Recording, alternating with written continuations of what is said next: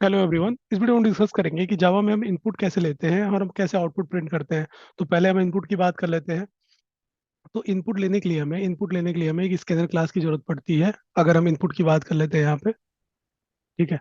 तो इसके लिए हमें एक स्कैनर क्लास की जरूरत पड़ती है। स्कैनर क्लास ये हमारी प्री डिफाइंड क्लास है। ये हमारी प्री डिफाइंड क्लास है जो कि जावा डॉट यूटिल पैकेज के अंदर है ये। ठीक है, ये प्री डिफाइंड क्लास। ठीक है, और ये हमारा किस पैकेज के अंदर है? जावा डॉट यूटिल पैकेज के अंदर। ठीक है।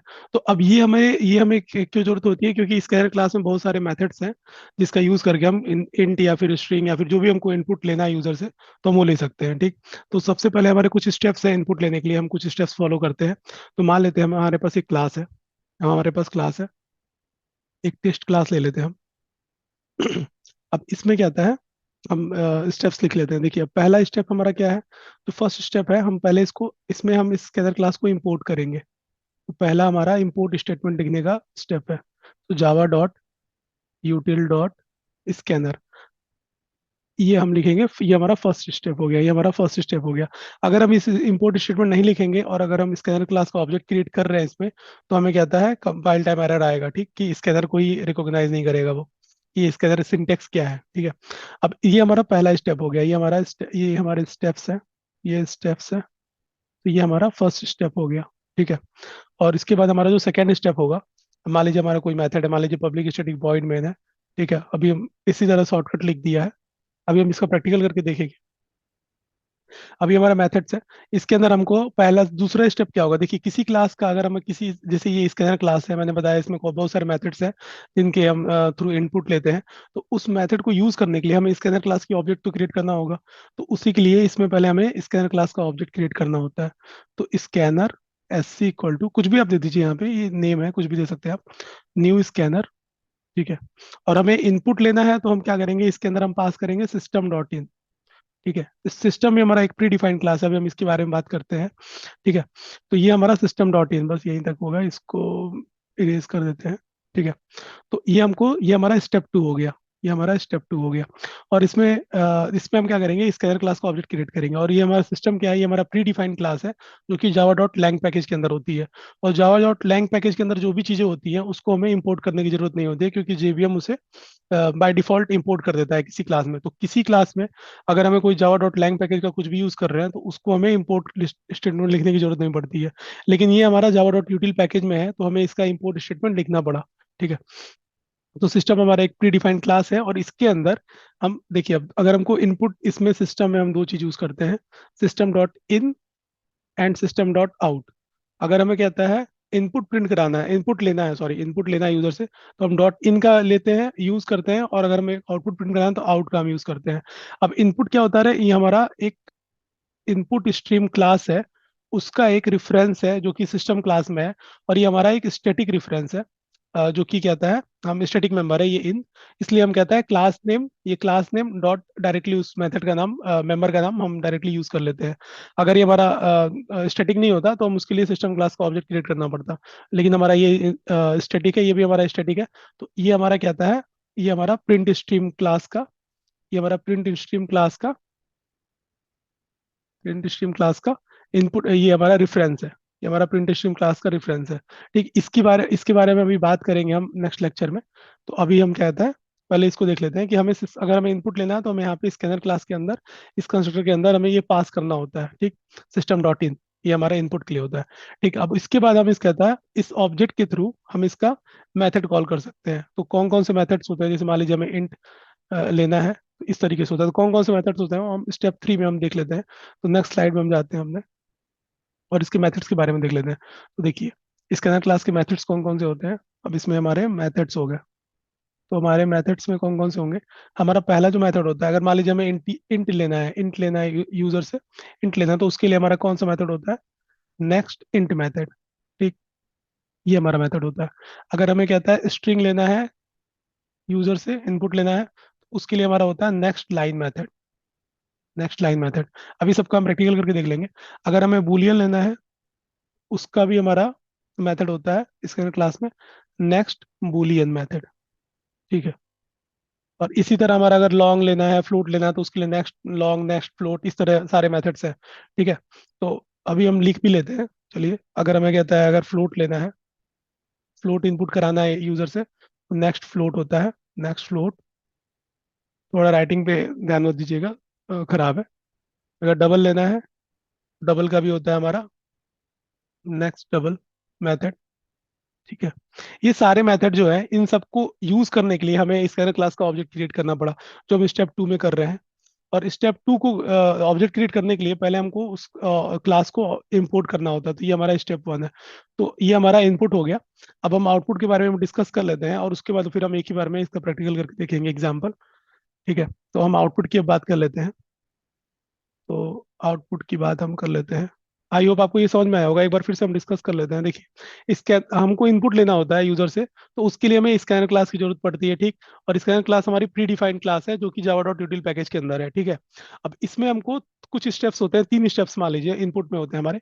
तो 3 स्टेप में पहला स्टेप क्या होता है, किसी भी क्लास में अगर हमको इनपुट लेना है, अगर इनपुट कराना है और उसमें स्कैनर क्लास को यूज करना है, तो सबसे क्लास के टॉप लेवल पे, ये क्लास के ऊपर इस टॉप लेवल पे आपको कहता है ये इंपोर्ट स्टेटमेंट लिखना होता है, import Java dot यूटिल dot scanner. और ये स्टेटमेंट, जैसे इंपोर्ट स्टेटमेंट हमने लिखा है, इसके बारे में हम नेक्स्ट लेक्चर में कभी डिस्कस करेंगे, इंपोर्ट का जब हमारा लेक्चर आएगा। लेकिन अभी आपके लिए समझ लीजिए कि हमको स्टेप 1 में ये करना है, हमें इंपोर्ट करना है scanner class, otherwise compile time error आएगा। तो स्टेप 1 हमारा हो गया कि हमें इसको इंपोर्ट करना है। स्टेप 2 में क्या करेंगे, हम स्कैनर क्लास का ऑब्जेक्ट क्रिएट करेंगे, और उस ऑब्जेक्ट में हम सिस्टम डॉट इन पास करेंगे। क्यों? क्योंकि हमको इनपुट कराना है, तो हम इसको पास करेंगे। ठीक। अब इसके बाद हम कोई भी मेथड्स को यूज कर सकते हैं, जैसे कि example S C dot next int, ये हमारा यूजर से इनपुट कराएगा, इंट इनपुट कराएगा। ठीक। तो ये हमारे स्टेप्स हैं, और इसके कुछ मेथड्स हैं, जैसे कि मान लीजिए हमारे मेथड्स है, इंटीजर के लिए नेक्स्ट इंट हो गए, स्ट्रिंग के लिए हमारा नेक्स्ट लाइन हो गया, बुलियन के लिए हमारा नेक्स्ट बुलियन हो गया, फ्लोट के लिए हमारा नेक्स्ट फ्लोट हो गया, डबल के लिए हमारा नेक्स्ट डबल हो गया, ऐसी लॉन्ग के लिए भी होता है नेक्स्ट लॉन्ग, ये सब चीजें होती है। तो वो सारे मेथड्स आप देख सकते हो। ठीक है। अभी हम आउटपुट की बात कर लेते हैं, और देन उसके बाद हम प्रैक्टिकल करते हैं इसका। ठीक है। तो उसके बाद हम प्रैक्टिकल करके देख लेंगे। तो आउटपुट में हमें एक स्टेटमेंट होता है। ये स्टेटमेंट होता है हमारा सिस्टम, किसी भी कभी भी आउटपुट प्रिंट कराना होता है जावा में, तो हमें ये स्टेटमेंट लिखना होता है, system dot out dot print. और इसके अंदर हमें जो भी आउटपुट प्रिंट करना है उसको पास करना होता है इसके अंदर। ठीक। अब हम ये देख लेते हैं पहले कि system dot out dot print का मतलब क्या है। ठीक है। ये स्टेटमेंट का मतलब क्या है। ठीक है। तो हम देख लेते हैं सिस्टम क्लास को थोड़ा सा समझने की कोशिश करते हैं हम, जैसे आपको सिस्टम डॉट इन भी समझ में आ जाएगा। तो देखिए, मान लीजिए हमारा सिस्टम क्लास है, ये हमारा प्री डिफाइंड क्लास है जावा में, ये मैंने आपको बता चुका हूँ मैं। ठीक है। अब ये सिस्टम क्लास है, इसके अंदर हमारा एक पब्लिक स्टैटिक, एक प्रिंट स्ट्रीम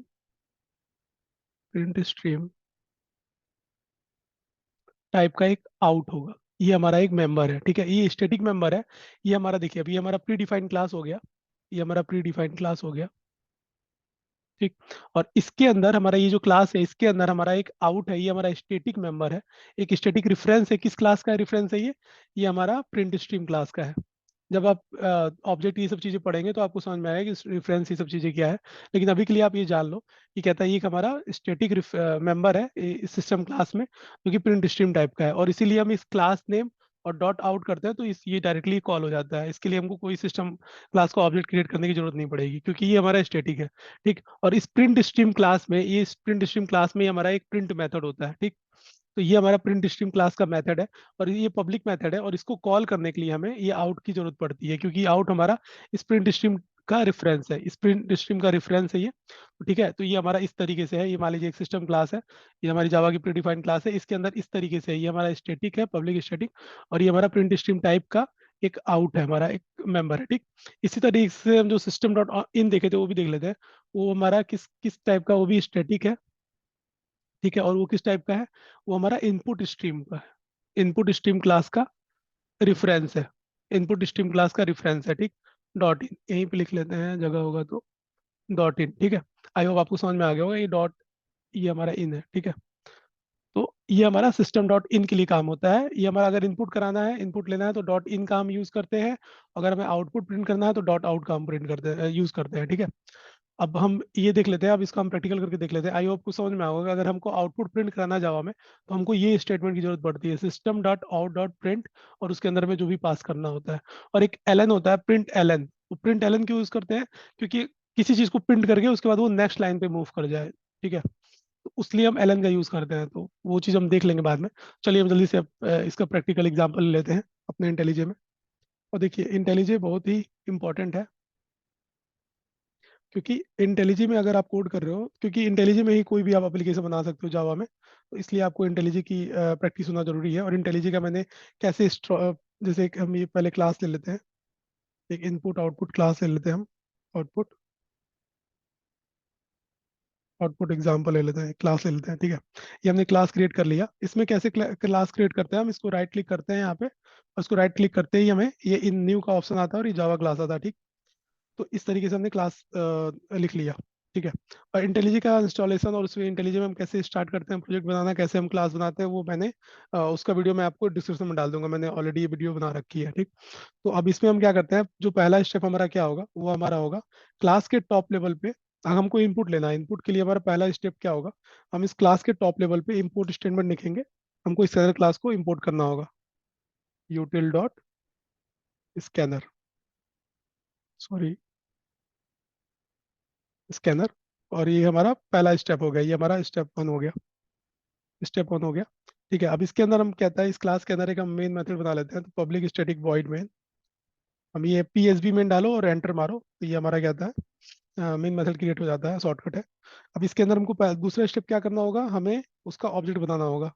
ये स्टेप टू है हमारा, स्टेप टू, स्कैनर क्लास का हमें ऑब्जेक्ट बनाना होगा, क्योंकि हमको उसके मेथड को यूज करना है। तो scanner S C equal to new scanner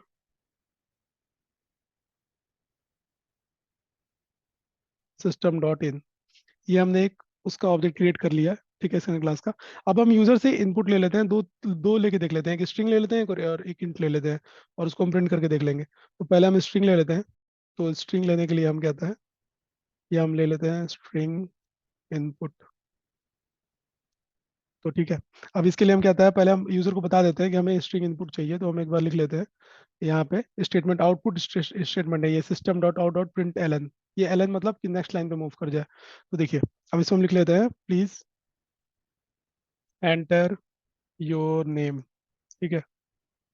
और यहाँ पे हम, इसके बाद यहाँ पे हम यूजर से एक वेरिएबल ले लेते हैं, स्ट्रिंग टाइप का वेरिएबल, ठीक है। तो मान लीजिए हमने यहाँ पे ले लिया यूजर नेम, एक वेरिएबल हमने ले लिया। और इसमें हम क्या करेंगे, अब एस सी जो स्केलर क्लास का ऑब्जेक्ट बनाया है, उसको नेक्स्ट लाइन ये हम कर देंगे, ये मेथड को कॉल करेंगे। ये हमारा एस सी हमारा ये स्केलर क्लास का ऑब्जेक्ट है, और उसके मेथड को कॉल किया हमने। नेक्स्ट लाइन किस लिए होता है, स्ट्रिंग इनपुट के लिए होता है हमारा, ये हमारा स्ट्रिंग इनपुट के लिए होता है, ठीक है। अभी हमारा यूजर से हमने यूजर नेम ले लिया, ठीक। अब उसके बाद हमको दूसरा लेना है इंटीजर इनपुट, इंट इनपुट कराना है, ठीक है। इसके लिए हम क्या करेंगे, तो इसके लिए भी हम लिख देते हैं पहले कि यूजर को पता रहे, तो ठीक है। तो प्लीज एंटर, उसका एज ले लेते हैं यूजर का, your age, please enter your age, ठीक है। अब इसमें भी हम क्या करते हैं, एक इन टाइप का वेरिएबल ले लेते हैं, इंट एज ले लेते हैं, ठीक है। Age equal to S C dot इस स्कैनर क्लास के ऑब्जेक्ट को कॉल किए, और हम क्या करेंगे, इंट नेक्स्ट इंट मेथड को कॉल करेंगे, ठीक है। अब इसके बाद हम इन दोनों को प्रिंट करके देख लेते हैं। तो प्रिंट के लिए हम क्या लिखेंगे, देखिए अब हम प्रिंट के लिए लिखते हैं हम system dot out dot print. अब इसमें हम क्या लिखेंगे, हम इसमें लिख देंगे कि यूजर नेम इज, यहाँ पे हम यूजर नेम लिख देंगे, ठीक है। और उसके बाद हम क्या आता है, इसके बाद ये जो है ना, ये स्ट्रिंग कॉनकेट कर रहे हैं अभी हम, ये आपको समझ में आएगा जब हम स्ट्रिंग कॉनकेट ऑपरेटर पढ़ेंगे। और उसके बाद हम क्या आता है, इस user and user age is, ठीक है। और यहाँ पे हम प्लस करके एज दे देंगे, ठीक। तो ये हमारा पूरा स्टेप हो गया। इससे पहला स्टेप हमने क्या किया, स्कैनर को इंपोर्ट कराया। उसके बाद हमने दूसरे स्टेप में हमने क्या किया, स्कैनर क्लास का ऑब्जेक्ट बनाया, ठीक है। और उसके बाद हम तीसरे स्टेप में क्या किए, हम उसके मेथड्स को यूज किए, ठीक। हमको स्ट्रिंग इनपुट कराना तो नेक्स्ट लाइन मेथड यूज किया हमने। और हमें अगर नेक्स्ट इंट इंट प्रिंट कराना, इनपुट लेना है, तो हम उसके लिए नेक्स्ट इंट किया। और ये हमारा प्रिंट स्टेटमेंट है, ये सारा ये system dot out dot print, ठीक है। और इसमें हमने ये पास कर दिया जो भी हमको प्रिंट करना है, तो ये हमारा प्रिंट कर देगा। यूजर ने मान लीजिए हमने नीरज दिया, तो नीरज प्रिंट करेगा। और उसका एज मान लीजिए हम 27 दिया, तो वही प्रिंट करेगा, एज, ठीक है। तो इसको हम रन करते हैं, तो रन करने के लिए इसको क्लिक करो, और यहाँ पे ये रन हो जाएगा। अब ये बिल्ड हो रहा है, और बिल्ड होने के बाद ये रन हो जाएगा। अब ये बिल्ड हो रहा है, थोड़ा एक या 3-4 सेकंड लेता है, ठीक है। तो ये हमारा अभी रन होगा और ये अपने आप आउटपुट टर्मिनल में आ जाएगा। देखिए ये हमारा रन हो गया। अब देखिए इसमें लिख रहा है प्लीज एंटर योर नेम। मान लीजिए हमने दे दिया यहाँ पे नीरज सिंह, हमने नेम दे दिया। ठीक है, एज दे दिया हमने 27, तो यही प्रिंट होके आ जाएगा, user name is Neeraj Singh and age is 27। देखिए यही आ गया, प्रिंट हो गया, user name is Neeraj Singh and your user age is 27। तो ये हमारा आउटपुट हो गया। तो आप, आई होप आपको समझ में आओगे कि हम इनपुट कैसे लेते हैं जावा में और आउटपुट कैसे हम उसका प्रिंट करते हैं, और आपको उसका system dot out dot print का भी आपको समझ में आ गया होगा कि ये स्टेटमेंट का मतलब क्या होता है। ठीक है, तो अगर आपको ये वीडियो पसंद आई तो आप इसको लाइक करें और मेरे चैनल को सब्सक्राइब करें। Thank you for watching this video.